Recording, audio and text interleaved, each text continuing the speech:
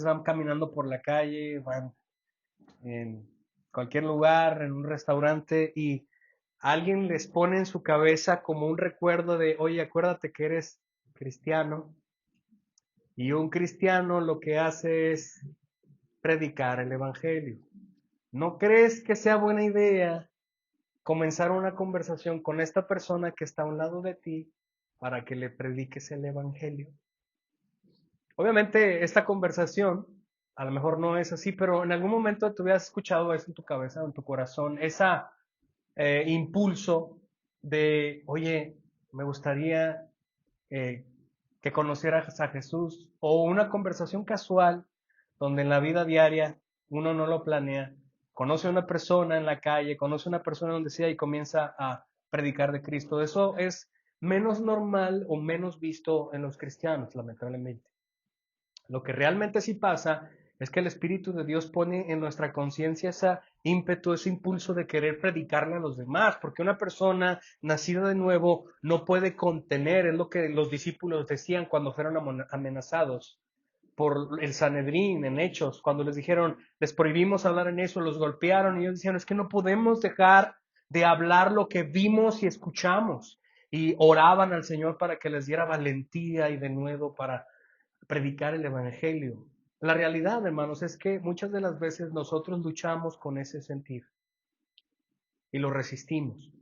Resistimos esa parte, ya sea por vergüenza, ya sea por un prejuicio, ya sea porque, como dijo Moisés al Señor, se me traba la lengua, Señor, no sé hablar bien, soy tartamudo, no entiendo bien el evangelio. Bueno, aunque yo diría, si eres cristiano, tienes que entender el evangelio.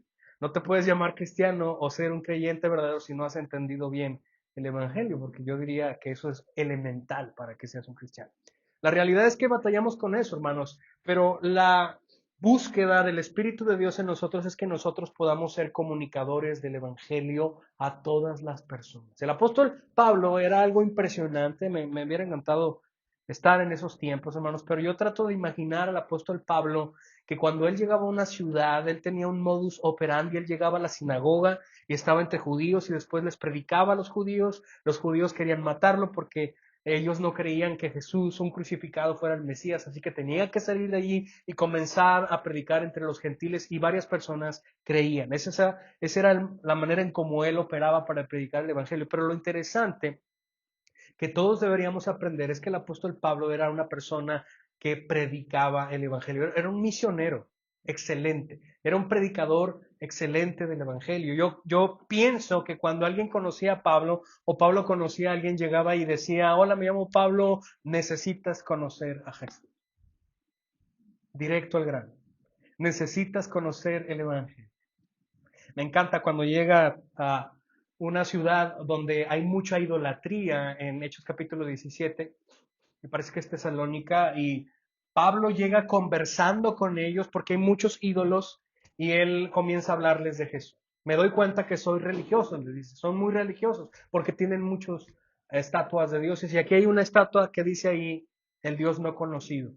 Y la mentalidad de ellos es que por si acaso se les olvidaba un Dios que no estuvieran adorando, estaba esa estatua, el Dios no conocido. Y Pablo dijo, de eso vengo a hablarles, del Dios que no conoce a Jesucristo.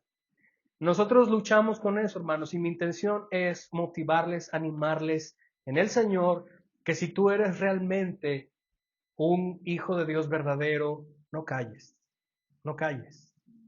Habla, predica, a tiempo y fuera de tiempo, conversa con las personas, deja que la luz se vea, ¿sí? Háblales de Jesús, háblales de que ellos pueden conocer al Rey soberano. Regresamos a nuestro capítulo 4 de Juan, hermanos.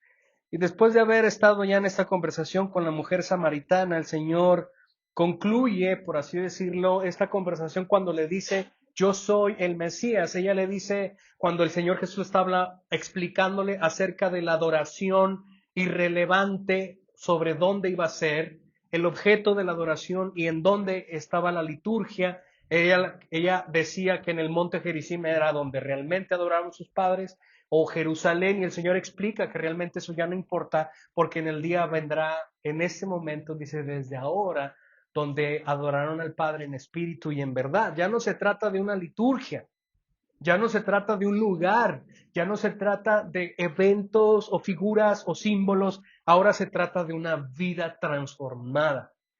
Y ella dice, bueno, está bien lo que dices, pero yo espero al Mesías que Él venga y aclare eso. Y el Señor Jesús le contesta, versículo 26, yo soy el que habla contigo, yo soy el Mesías. Ella, a su vez, mientras que los discípulos regresan de traer de comer al Señor Jesús, ella sale corriendo, deja su cántaro, entra a Sicar, a la ciudad, a la provincia, y comienza a hablar con estas personas, con los samaritanos, para que vengan y salgan afuera de la ciudad, de este lugar, para que conozcan a Jesús. Ella realmente ha creído que Él es el Mesías. Y ella les dice, oigan, acabo de hablar con una persona que ha dicho toda mi vida, recordando que ella es una mujer inmoral, una persona pecadora que ha tenido 5 maridos y vive con uno que no es su marido.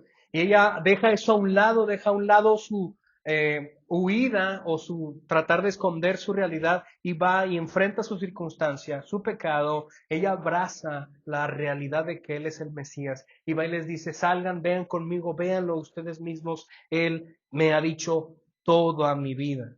¿No será este acaso el Cristo? Y en el versículo 30 dice que salieron de la ciudad y fueron a donde él estaban. Juan no nos dice cuántas personas salieron, pero sí nos deja ver que eran muchas personas. Regularmente en este Sicar, en esta villa, hermanos, podríamos decir que por lo general vivían personas que eran parientes y no eran ciudades o lugares bastante poblados. Podríamos estar pensando que era un número un poco reducido. Así que podríamos decir que la mayoría de esta provincia estaba afuera escuchando a Jesús. Versículo 31. Mientras tanto, los discípulos le rogaban, Rabí, come. Y esto es interesante porque recordamos que Juan, hermanos, el apóstol que está escribiendo, está hablando acerca del diálogo que Jesús tiene con la samaritana, pero a la misma vez empieza a intercalar lo que está sucediendo con los discípulos. Esta mañana vamos a ver desde el versículo 31 al 45 y vamos a ver bajo el tema o el título La impresión de Cristo en los samaritanos. Los samaritanos regresan, hermanos, y ven al Señor Jesús hablando con una mujer y una samaritana, y entre ellos preguntaban y se preguntan, ¿qué estará hablando? ¿Por qué está hablando con una mujer samaritana? Obviamente ellos solamente lo pensaron, ellos no fueron capaces de ir a hablar con el Señor para decirle, ¿por qué estás haciendo eso, Jesús? Recordamos el contexto de los samaritanos y los judíos, que ellos no tenían relaciones. Así que, mientras tanto, los discípulos le rogaban, Rabí, come. Come, Rabí, por favor, come. Versículo 32, pero él, el Señor Jesús, les dijo, yo tengo para comer una comida que ustedes no saben. El Señor Jesús es interesante, hermanos, es maravilloso porque en las conversaciones que él comúnmente tiene con sus discípulos, y no solamente con los discípulos, sino también con personas que escuchaban su predicación, muchas de las veces él hablaba en una manera no literal, él hablaba de una manera más espiritual. Esa es la razón, de alguna manera le preguntaron sus discípulos diciendo, Señor, ¿por qué enseñas y hablas a través de parábolas? Y el Señor decía, para que no me entiendan los que no entienden, pero para que vean los que realmente ven. Había un doble propósito. Solamente los que ven, hermanos, la gloria de Cristo es por causa de que el Espíritu ha abierto el entendimiento. Lo que dice Pablo en 2 Corintios capítulo 4, versículo 6, que por la iluminación del conocimiento del Espíritu de Dios, el velo es quitado y podemos ver la gloria de Cristo. Es por causa del Espíritu Santo de Dios. Pero eso ya lo habíamos mencionado en el capítulo 1 de Juan, aquellos nacidos que no nacieron por voluntad de hombres, de humanos, sino que nacieron de parte de Dios. Tú no contribuiste nada para tu nacimiento, ¿verdad? Ni tampoco para nacer de nuevo. Eso es iniciativa del Señor. Gloria a Dios. El Señor les dice, yo tengo una comida para mí, comida que ustedes no saben. ¿Y qué está hablando el Señor? Más adelante lo explica, versículo 33. Entonces los discípulos se decían entre sí, ¿le habrá traído a alguien de comer? Noten cómo los discípulos obviamente están en otra frecuencia. El Señor está teniendo en este contexto una conversación, un propósito, y lo podemos ver desde el versículo 4, cuando el Señor dice que él tenía que pasar por Samaria. Noten el versículo 4 y el verbo tener. Él tenía que pasar. Hay un trazo anticipado, hay una intención predestinada por Dios y era revelarse a una mujer para que esa mujer a su vez creyera en él por la inspiración del Espíritu Santo y ella a su vez fuera y comunicara a toda su aldea que el Cristo estaba fuera. ¿Sí notan?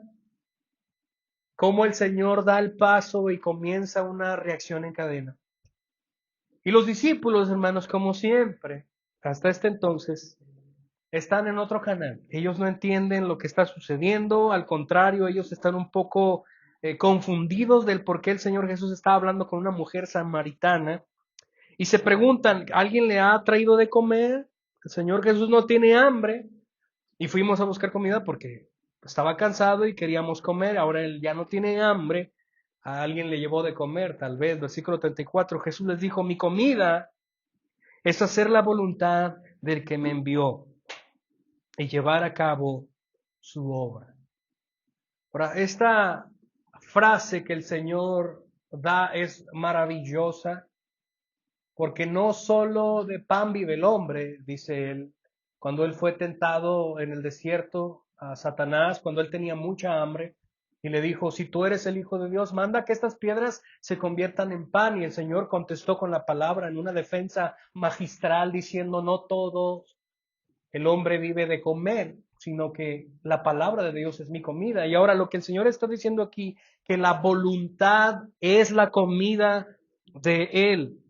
Mi comida es hacer la voluntad del que me envió y llevar a cabo su obra. Aquí hay dos cosas impresionantes que menciona el Señor Jesús. La primera de ellas es que Él está hablando en un sentido espiritual, obviamente.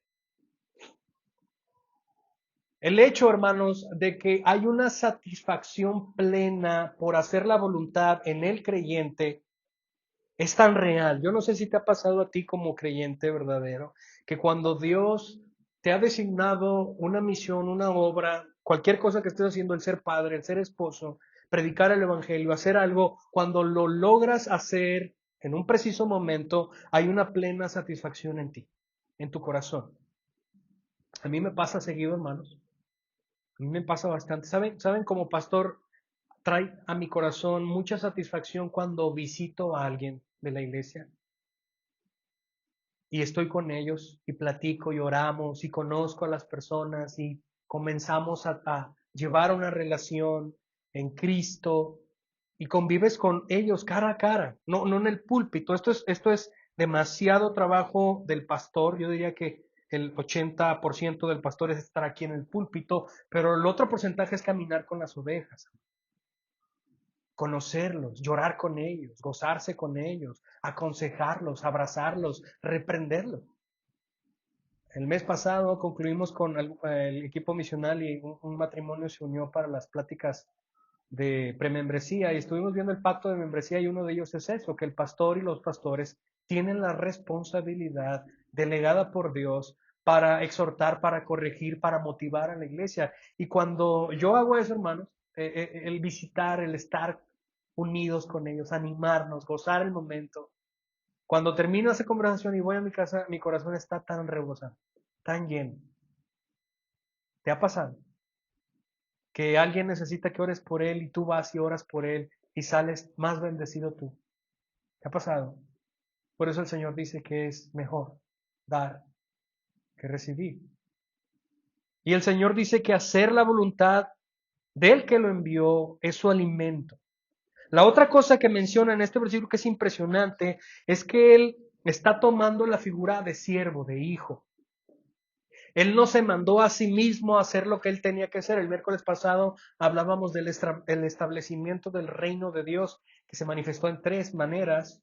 La primera, sanaciones milagrosas, la predicación del reino, del mensaje, y en muchas ocasiones es lo que decía el Señor. El Señor Jesús en muchas ocasiones predicó diciendo, estas palabras que yo hablo no son mías, sino de aquel de quien me envió.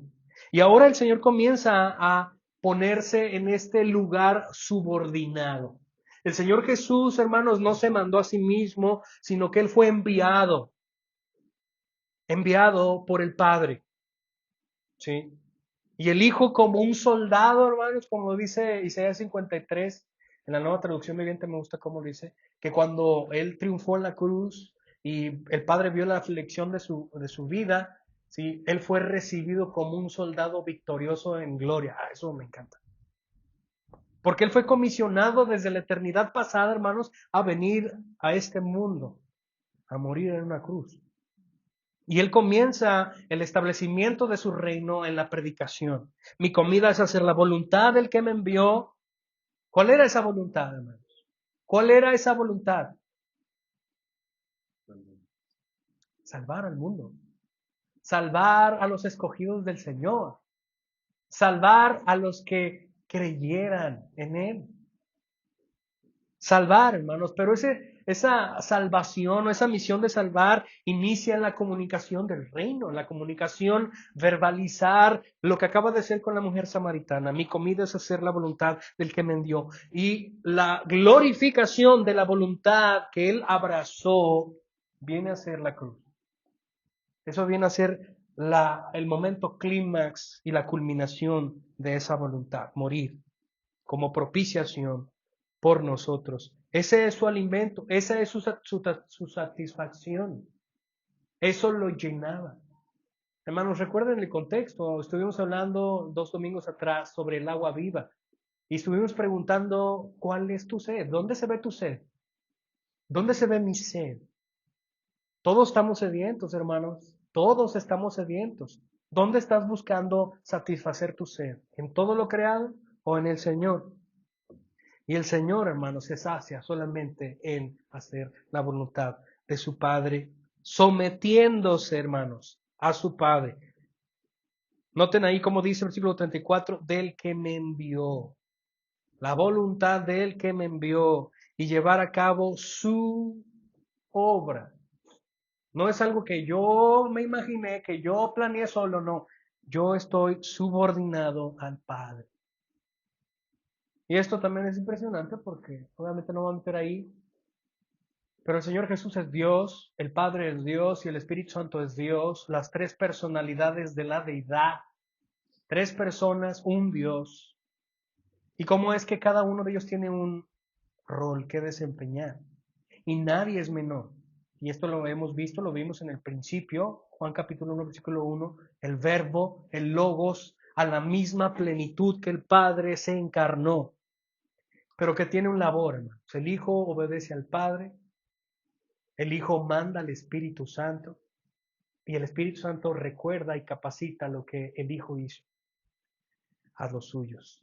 Así que Él dice que su obra es su satisfacción, la obra de su Padre. Versículo 35. ¿No dicen ustedes, todavía falta 4 meses y después viene la siega? Pero yo les digo, alcen sus ojos y vean los campos que ya están blancos para la siega. Esta conversación, hermanos, que el Señor les dice, no nos registra aquí, pero vemos aquí la clara evidencia de el dominio de las circunstancias del Señor Jesús. El Señor Jesús conocía los corazones de sus discípulos y las conversaciones de ellos. De hecho, en algún momento, cuando se están peleando algunos apóstoles, discípulos, por quién iba a ser el mayor, el Señor sabía de lo que estaban hablando y les pregunta, ¿de qué vienen hablando ahí atrás? Él ya sabía de qué estaban hablando. Estaban peleándose porque uno quería ser el mayor, el más importante, y el Señor les dice, no se equivoquen, así no funcionan las cosas en mi reino. ¿Quieres ser el más importante? Tienes que ser el pequeño, el menor, el siervo. De paso, hermanos, ya que hablamos de eso, en el reino del Señor, hermanos, los más grandes son los que sirven, los que se sacrifican, los que aman sacrificar sacrificialmente. No los que buscan su gloria, no los que buscan ser importantes, no, son los pequeños. Regresando, el Señor les pregunta diciendo, ¿no dicen ustedes, no venían diciendo, todavía faltan 4 meses y después viene la cosecha? Algunos dicen, hermanos, que este tiempo la cronología de esta conversación es cerca de diciembre y para la cosecha de los campos eran por ahí de abril, cuando ya florecían y cosechaban. Y el Señor les dice, pero yo les digo, alcen sus ojos y vean los campos que ya están blancos para la siega. El Señor Jesús no está hablando de algo literal, hermanos. ¿Saben de lo que está hablando aquí? Lo que realmente está diciendo en este evento es sobre el fruto de un creyente. Una, la mujer samaritana. El Señor va, prepara el campo, deposita la semilla y comienza a florecer esa semilla. En esta alegoría podríamos decir que el Señor es el labrador. Prepara la tierra como un campesino, planta la semilla que es la predicación que él acaba de hacer con la mujer samaritana. La mujer samaritana es el campo fértil y comienza a dar fruto. Pero el Señor les dice, vean los campos, refiriéndose, hermanos, que muchos samaritanos ya están saliendo para encontrarse con el Mesías. ¿Sí notan eso? ¿Sí notan eso? La mujer deja el cántaro, sale corriendo y les dice, oigan, ¿saben qué? Encontré al Mesías. Me acaba de decir todo lo que yo soy. ¿No será este el Mesías? Vengan, véanlo conmigo. Vengan. Me dijo esto, me dijo aquello y es verdad. Yo no lo conozco. Jamás lo había visto en mi vida. ¿No será este de quien nuestros padres nos han hablado? Vamos, quizás sea. Yo creo que sí es. Y empezaron a venir multitudes al Señor y el Señor les dice, vean, ahí viene el campo está lleno. Versículo 36, ya el segador recibe salario y recoge fruto para vida eterna, para que el que siembra se regocije junto con el que ciega. Dos grupos de personas, hermanos, está hablando literalmente del segador, el que recoge, el que planta y el que recoge. En este caso el Señor Jesús es quien planta. Y ahora los que van a recoger, hermanos, son aquellas personas que cuando se sientan a un lado para predicar el Evangelio, no quieren hacerlo. Por eso es que preguntaba al inicio, hermanos, ¿te cuesta predicar el Evangelio a alguien que apenas conoces? ¿O a alguien que ya conoces de mucho? Hermanos, la realidad de los judíos, como ya lo había enseñado hace 3 domingos, es que los judíos tenían un prejuicio bastante fuerte con los samaritanos y ellos no querían predicarles el Evangelio por quienes eran. Hay otro punto más importante. No solamente porque ellos creían que los samaritanos eran ciudadanos de segunda clase, sino que los judíos creían que el Evangelio, los discípulos, fíjense, solamente eran para los judíos. Ellos creían desde Moisés, desde Abraham, que la ley solamente era para los judíos, que la salvación solamente era para los judíos. Cualquiera que cumpliera la ley iba a ser salvado y solamente los judíos podían ser salvados. Y cuando viene el Evangelio ahora, hermanos, y comienza a predicar el Señor la salvación por gracia, ahora los discípulos traen esa cosmovisión de que solamente los judíos al Evangelio. Y ellos no pueden ver como una referencia a los samaritanos porque no son judíos. No solamente son de segunda clase, sino que no son judíos, así que no podemos desperdiciar el tiempo aquí predicando. Y esto es importante, lo que estoy diciendo es importante porque al finalizar el Señor da, Juan, un dato impresionante de esto mismo. El Señor Jesús predica el Evangelio en un lugar donde no hay judíos y creen. Y los discípulos se resisten. De hecho, más adelante en las cartas del apóstol Pablo, hermanos, vemos cómo Pablo confronta a Pedro. Porque él no quería predicar el Evangelio a gentiles, o cuando él llegaba a ver judíos que llegaban y había gentiles, él se sordeaba, por así decirlo, para quedar mejor con los judíos y que los judíos no lo vieran relacionarse con los gentiles, porque todavía estaba ese estigma de que, oye, no te relaciones con los gentiles. Chusma, ¿no? Hechos capítulo 10, el Señor se aparece en una visión y le dice, mata y come. En un canasto había serpientes, carnitas San Pancho, todas esas cosas que los judíos no pueden comer, ¿no? Y Pedro le dice, Señor, no, yo soy judío, yo no puedo comer esas cosas. Ey, ey, ey, yo ya lo limpié, cómetelo. No, Señor, yo ya lo limpié, no le digas sucio a lo que yo ya limpié. Él estaba refiriéndose y preparando el corazón minutos antes de ir a predicar con un gentil. Llega con el gentil y le dice, yo soy judío y no puedo entrar aquí, para que sepan, que me caen gordos. Pero bueno, ya me mandó el Señor, así que escuchen la predicación. Y cuando Él predica, hermanos, el Espíritu de Dios desciende y salva todo. Y Pedro se queda, ¿qué? ¿Cómo? Y Pedro entiende que ahora la salvación no solamente es para los judíos. Ahí lo alcanza a ver, hermanos, pero no lo acepta todavía. Y por eso Pablo tiene que regañarlo después en Gálatas.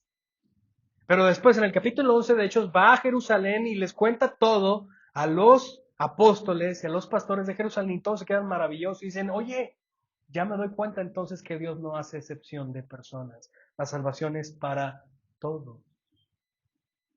Y recuerden, hermanos, cuando hablamos de todos, y lo que acaba de leer hermano César ahorita, el Salvador del mundo, no se refiere a la universalidad de la salvación, hermano, porque si no entraríamos en un problema.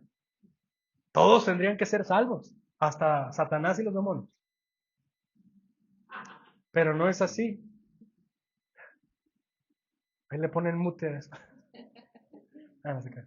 ¿Sí? No es así. Está hablando de que la salvación comenzó, como le dijo el Señor a la samaritana, sí, la salvación viene de los judíos, pero no se quedó para los judíos, sino para todas las personas, esclavos, gentiles, romanos, judíos, cualquiera. Por eso es que cuando en el Nuevo Testamento se refiere a todo el mundo, Él está hablando de las diferentes etnias sociales en el mundo. Gloria a Dios, hermanos, porque ahí entramos nosotros. Si la salvación solo hubiera sido para los judíos, estuviéramos en problemas. Pero no es así, hermanos. Dios desde la eternidad pasada eligió a los suyos para salvarlos soberanamente de todas partes del mundo, de pueblo, lengua y diferentes naciones. Gloria a Dios por eso. Versículo 37 dice, porque en este caso el dicho es verdadero. Algunos dicen que este dicho que va a mencionar no se registra en ninguna parte, sino que es algo que el Señor tal vez originó aquí. Uno es el que siembra, perdón, y otro es el que ciega. Esto es interesante, de hecho hay una referencia también de este extracto que Pablo toma en Corinto cuando hay una dificultad de división, cuando hay mucho divisionismo en la iglesia y unos decían yo soy de Apolos, yo soy de Pablo, yo soy de Pedro, yo soy de Cristo, y Pablo los regaña y les dice, ¿acaso Apolos murió por ustedes? ¿Acaso yo morí por ustedes? No sean, pongan una frase ahí bonita, no sean tontos, ¿no? Nadie murió por ustedes. ¿Quién es Pablo? ¿Quién es Apolos? Dice. Somos simples servidores. Dice, yo sembré, Apolos regó, pero el crecimiento lo dio el Señor. Refiriéndose tal vez de esta manera, uno es el que siembra y otro el que ciega, pero el crecimiento lo da el Señor. Refiriéndose que Él sembró y ahora ustedes van a ir a recoger el fruto. Le está diciendo eso a sus discípulos, hermanos. Ahora ustedes van a aprender que la salvación es del Señor para los que Él quiere dar salvación. Ahora a los samaritanos. A los samaritanos, Señor, sí, a los samaritanos. Yo los envié a ustedes a cegar lo que no han trabajado porque Él predicó a la samaritana mientras ellos estaban en el Oxxo comprando burritos. Otros han trabajado y ustedes han entrado en su labor. El Señor no tiene el liderazgo, hermanos, no tiene el liderazgo, la influencia de la capacidad del maestro para enseñar a sus discípulos, aparte de su resistencia, porque están en Samaria, porque están con samaritanos, creyendo que la salvación solamente es para ellos. El Señor está tratando de quitar el velo.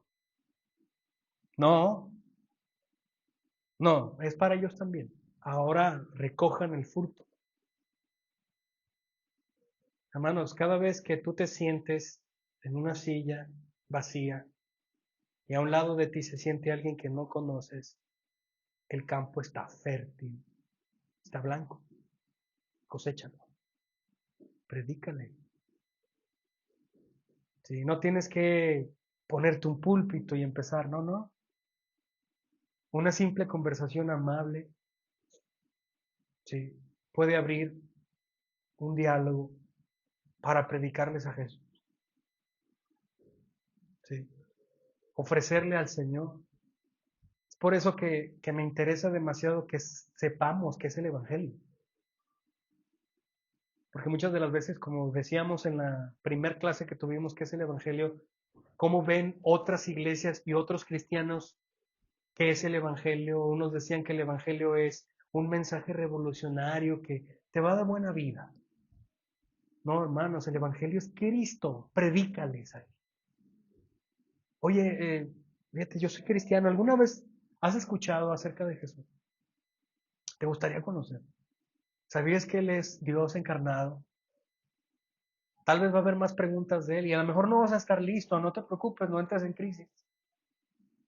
Predica lo que sabes. Pero rétate a ti mismo para que aprendas más.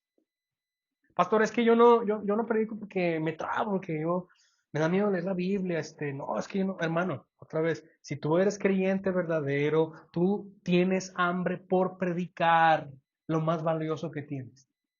La mujer samaritana es el claro ejemplo. Él ve al Mesías, el velo es quitado, ve la hermosura de Jesús, ve su gloria, sale corriendo y dice, encontré al Mesías. Vengan a verlo.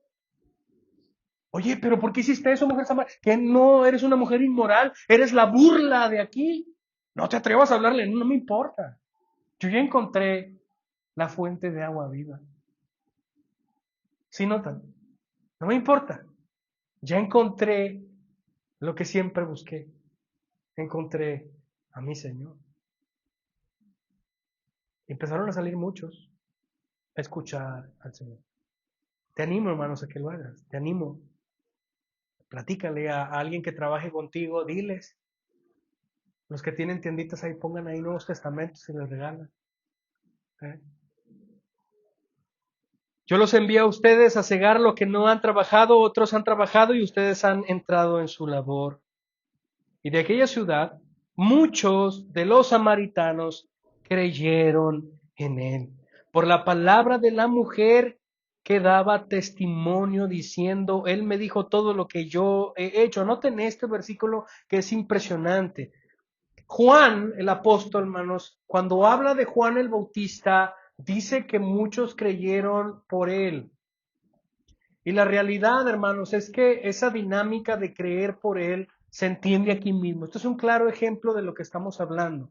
No es que la fe mía se pase a ti, no es que yo te contagie de fe, no, hermanos, hemos visto que la fe es un regalo de Dios. Efesios capítulo 2, versículo 8. Dios nos da fe para que creamos en Él. Dios nos da arrepentimiento para que creamos en Él. Pero lo que sí podemos hacer, hermanos, es que nuestra convicción se puede ver y se puede predicar. Y eso, hermanos, va a aperturar que los demás vengan al Señor.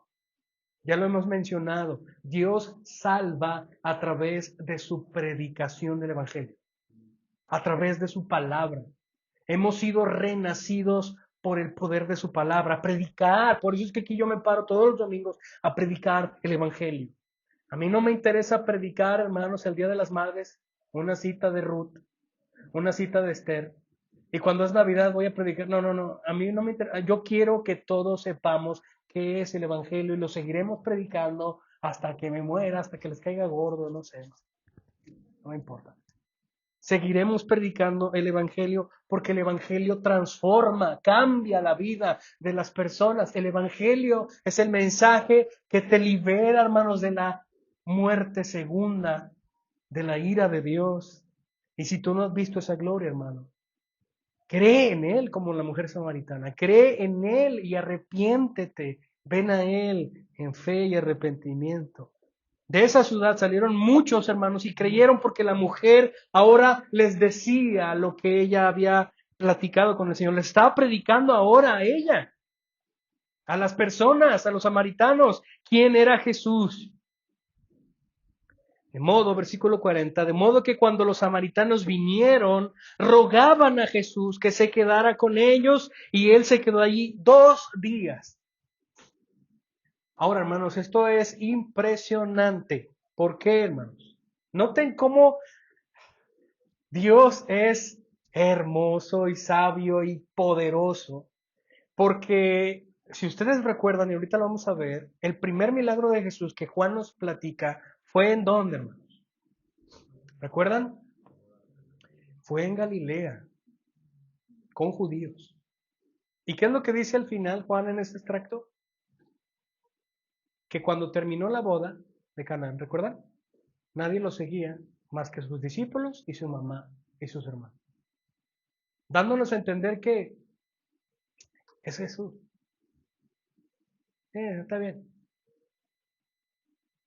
¿Sí entienden eso? Predicó con judíos y nadie creyó. Ahora predica con gente que no es judía y todos creen. Muchos creen. Con samaritanos. Guarden eso que acabo de decir porque ahorita lo va a mencionar Juan de una manera interesante. Le rogaban al Señor que se quedara con ellos. Cuando fue eso en Galilea, hermanos, Canaán, el milagro en la boda de Canaán, nadie le rogó que se quedara, ¿verdad? Es Jesús.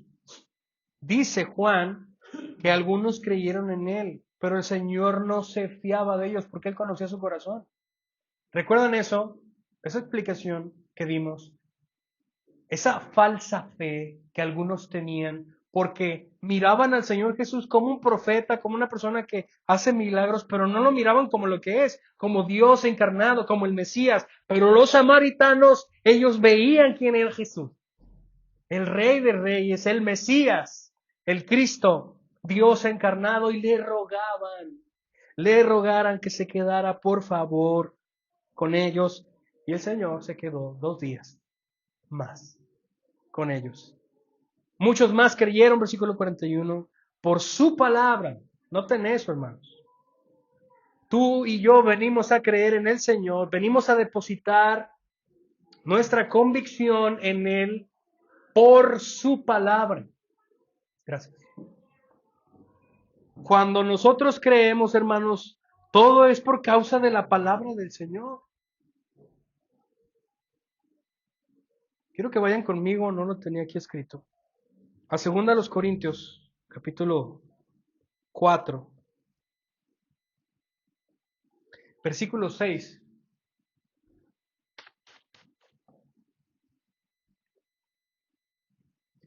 Muchos samaritanos creyeron en él por la palabra del Señor. Noten lo que dice Pablo aquí en versículo 6. Pues Dios que dijo, noten esa parte. Dios dijo. ¿Sí? Dios dijo, Dios habló la palabra de Dios. De las tinieblas resplandecerá la luz. Es el que ha resplandecido en nuestros corazones para la iluminación del conocimiento de la gloria de Dios en el rostro de Cristo. ¿Qué está diciendo aquí, hermanos? Noten lo que acabo de mencionar.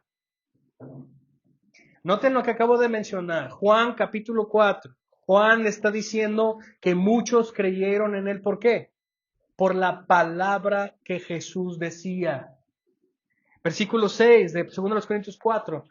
Pablo dice aquí que el Señor habló. Nota ahí, versículo 6. Pues Dios, está, que dijo, que habló. ¿Y qué fue lo que habló? De las tinieblas resplandecerá la luz. Eso es lo que dijo Dios. En otras palabras, Él dijo, sea la luz. Y se hizo la luz, así como en Génesis. Pero no fue una luz del sol, hermano. ¿Sabe dónde fue esa luz? En la oscuridad de tu corazón. Es el que ha resplandecido. Ahora esa luz resplandece en nuestros corazones, versículo 6, segunda parte, para iluminación del conocimiento de la gloria de Dios en el rostro de Cristo. En la segunda parte de este versículo 6, es maravillosa. Lo que está diciendo Pablo aquí, hermanos, es que Dios dijo, tú estás en tinieblas, estás en maldad, estás en condenación. Bueno, ahora yo te digo, vive. Sea la luz. Y esa iluminación, hermanos, esa luz, como dice Juan, Él era la luz, del capítulo 1. Cualquiera que tiene la luz no está en tinieblas, cualquiera que está en tinieblas no puede ver, es obvio. Pero esa iluminación, cuando el Señor dijo, sea la luz en el corazón, es esa iluminación, hermanos, que da la capacidad de entender la gloria de Dios en Cristo. ¿Qué quiere decir esto? Lo que quiere decir, hermano, es que cuando el Espíritu de Dios soberanamente te salva, te da la capacidad de que veas la gloria y la hermosura de Jesucristo para que vengas a Él irresistiblemente, hermanos. O sea, Dios es tan maravilloso, nota eso que voy a decir. Dios es tan maravilloso. Juan fue llevado al tercer cielo, Pablo fue llevado al tercer cielo y dijo, ni siquiera puedo tener el lenguaje para decir lo que vi, no puedo, no existe. Dios es tan glorioso que tú no puedes evitar no ir a Él. ¿Sí me explico, hermano?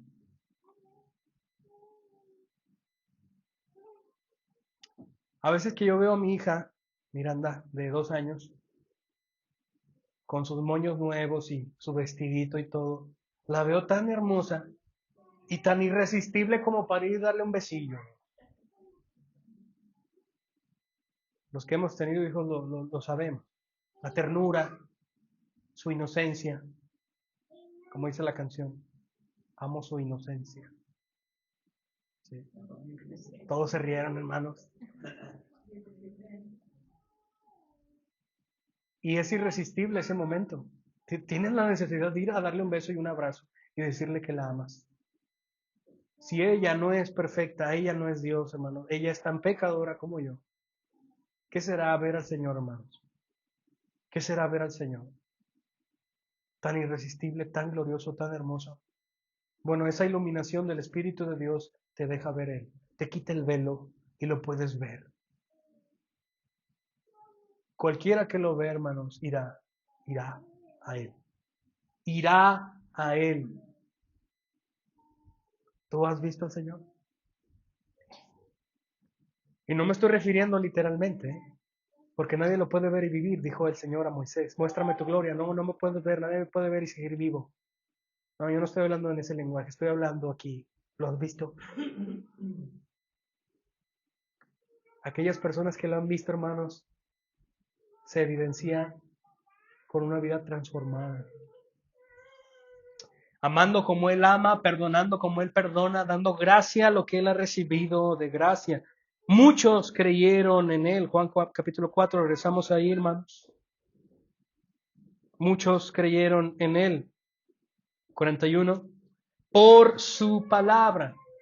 Este versículo que lo acabo de explicar con 2 Corintios capítulo 4, versículo 6. Lo que está sucediendo aquí es que muchos samaritanos creyeron porque el Señor dijo, sea la luz en el corazón de los samaritanos. Y ellos pudieron ver la hermosura de la gloria de Dios y creyeron en Él. Vinieron a Él, hermanos, y le rogaban, quédate, Señor, por favor, quédate, porque hemos visto tu hermosura. Y decían a la mujer, ya no conocemos por lo que tú has dicho, porque nosotros mismos lo hemos oído y sabemos que este es en verdad el Salvador del mundo. Ahora ya no necesitamos tu testimonio, ahora nosotros por nuestra propia vivencia podemos comprobar que Él es el Mesías, que Él es el Salvador del mundo. Y esta palabra es impresionante porque ellos son samaritanos, hermanos, y están siendo salvados por un judío que no se lleva bien contextualmente y culturalmente con los samaritanos, y ahora sus ojos ven, ahora sus ojos son evidentemente sanados espiritualmente para ver la gloria del Señor, y ellos dicen, somos salvados por Él, hermano. La salvación no solamente es para los judíos, es para todo el mundo. La convocatoria, hermanos, del Evangelio es para todo el mundo. Vengan, todos. Más adelante el Señor dice, yo soy el pan de vida, yo soy el agua que satisface. Todo el que tenga sed, venga y beba. Todo el que tenga sed, venga y beba. La invitación es para todo el mundo, pero no todo el mundo va a venir. Es la realidad. Solamente van a venir los que crean y los que se arrepientan. Pero estos samaritanos creyeron, hermanos, y dicen ahora a la mujer, ya no creemos por lo que tú nos dijiste, sino por lo que ahora escuchamos y vemos, que Él es el Salvador del mundo. Versículo 43, después de 2 días, Jesús salió de allí para Galilea, porque Jesús mismo dio testimonio de que a un profeta no se le honra su propia tierra. Esta frase es impresionante. Y recuerden lo que les dije que mantuvieran aquí, que cuando Él fue en las bodas de Cana, nadie creyó en Él. Y ahora aquí sí, en un lugar que no es su tierra, creen en él. Y este dicho es impresionante, hermanos, porque no es reconocido un profeta, no se le honra en su propia tierra. Los judíos no creían en él. Pero ahora el Señor se dirige a ese lugar donde no creen en él. Otra vez. A seguir predicando el Evangelio, a seguir estableciendo el reino. Es como si les dijera a los discípulos, bueno, aquí ya creyeron, aquí hay bendición, ahora vamos al lugar donde no creen en mí. Esto es impresionante también, hermanos, porque muchas de las veces uno se prejuicia para decir, no, pues ¿para qué le predico a Cristo si es bien católico? No, ¿para qué le predico a Cristo si es bien marihuano? ¿Para qué le predico a Cristo si es bien problemático? Hermanos, no te prejuicies, predícale a Cristo. Probablemente Él ya está listo para conocerlo. Escuché una frase y me encanta mucho. La salvación es del Señor y Él decide a quién salvar, como dice Romanos 9. No se trata del que corre ni del que quiere, sino del que Dios tiene misericordia para salvar. Pero nosotros debemos asumir que todos son elegidos para predicarles el Evangelio. Tú y yo no sabemos quiénes son los elegidos del Señor. Predica, predícales, asume que también es elegido. A nosotros no nos toca decidir quiénes sí son elegidos y quiénes no. A nosotros nos toca solamente plantar la semilla. Predica al Señor. Ningún profeta es honrado en su propia tierra, refiriéndose a los judíos ahora que va de camino a Galilea. Así que cuando llegó a Galilea, los galileos los recibieron. Noten este verbo, recibieron. No quiero que lo malinterpretemos. Este recibimiento no quiere decir lo que Juan dice en el principio, en el capítulo 1, aquellos que creyeron, que le recibieron, fueron hechos hijos de Dios. No está hablando aquí. Porque los galileos, hermanos, no creían en Jesús como Dios, como Mesías, como el fariseo Nicodemo del capítulo 3. ¿Recuerdan? Él creía que él solamente era un maestro enviado de Dios, pero él no podía ver que es Dios mismo hablando. Él tenía incredulidad y tenía orgullo, y los galileos también tenían incredulidad y orgullo, y veían a Jesús como un simple profeta, como un Elías, como una persona que predica muy bonito, que hace cosas maravillosas, pero hasta allí. Yo seguiré afanado en lo mío. Así que lo recibieron, pues habían visto todo lo que él hizo en Jerusalén durante la fiesta, refiriéndose al primer milagro, porque ellos también habían ido a la fiesta, a la boda. Quiero terminar con esta cita animándote. Hermano, nosotros vivimos vidas muy pasajeras, el tiempo pasa muy rápido, la vida se va muy rápido y le dedicamos demasiado tiempo a cosas que no son tan importantes. No digo que trabajar no sea importante, no digo que tener un salario no sea importante. Yo estoy diciendo que hay cosas más importantes. Comer es importante, vestirse es importante, satisfacer las necesidades económicas de nuestra familia es importante. Pero eso no le debe quitar lo más importante, si tú eres creyente, a lo que realmente importa.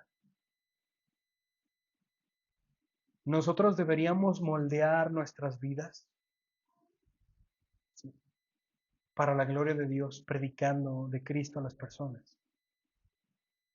Lo que quiero referirme, hermanos, es que la cosmovisión de las personas es mudarse más cerca de su trabajo y cambiar el estilo de vida para poder embonar mejor en su trabajo.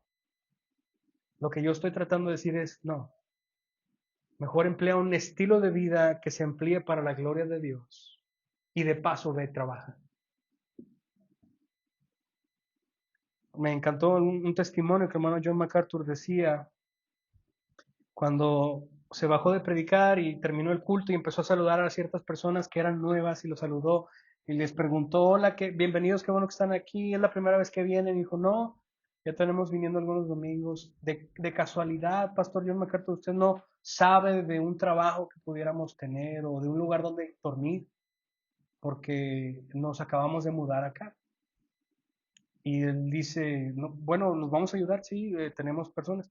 Pero ¿por qué se mudaron? Bueno, nos quisimos mudar porque queríamos congregarnos aquí en la iglesia. Y él se quedó impresionado. ¿Cómo? ¿Sí? Dejamos nuestros trabajos, dejamos nuestras familias, vendimos nuestras casas y nos vinimos aquí a Los Ángeles para reunirnos aquí en esta iglesia porque la predicación de la palabra nos edifica bastante. ¿Quién hace eso? En su sano juicio. A muchas veces es todo lo contrario, ¿no? Nos mudamos más cerca del trabajo, como ahorita decía. Hermanos, sí tenemos que salir todos los días a trabajar, tenemos que salir y ser mejores trabajadores para la gloria de Dios, pero eso no es lo más importante. Lo más importante es adecuar mi vida para la gloria de Dios y para predicar el Evangelio a las personas, para hacer luz. Y de paso voy y trabajo. En mis tiempos libres trabajo, pero en mis tiempos de verdad yo le sirvo al Señor. Eso debe cambiar nuestra mente, ¿verdad? Debe de cambiar. Cuando salgas todos los días de tu cama, piensa en eso. Hoy yo voy a vivir para la gloria del Señor, para compartir el Evangelio y de paso a trabajar. La vida va a ser diferente. Va a haber más gozo, te lo aseguro. Porque la voluntad, el hambre saciada de un cristiano verdadero, esa es la voluntad de su Señor. Y Dios, hermanos, nos ha elegido para llevar y predicar el Evangelio a las personas. Como dice Pablo en Romanos capítulo 10, ¿cómo van a creer las personas si tú no les predicas? ¿Cómo? Pues no, no va a pasar. Versículo 14. ¿Cómo van a creer si no hay quien les predique? ¿Cómo van a predicar si no hay nadie quien los envíe? Hermosos son tus pies de los que anuncian el Evangelio de Jesucristo. Y esa figura tiene una explicación y no me quiero meter tanto allí, pero hermanos, tenemos una misión como Iglesia Bíblica Laguna, como una iglesia que tenemos ya casi 4 meses de establecerla. Tenemos una gran misión, tenemos un gran reto para siempre, hasta que venga el Señor o nosotros vayamos con Él, es predicar el Evangelio. Ve y conoce más personas y predícales. Predícales, no tengas miedo, diles quién eres y diles lo que sabes. Diles. Si tienes Facebook, si tienes Instagram, si tienes lo que te... Predica allí, hermano. Pon citas bíblicas. No queremos ver fotos de otras cosas. Predica al Señor. Utiliza tu tiempo, utiliza la plataforma para predicarle. No seas como los judíos que creían que solamente era para ellos. Esto es para todos.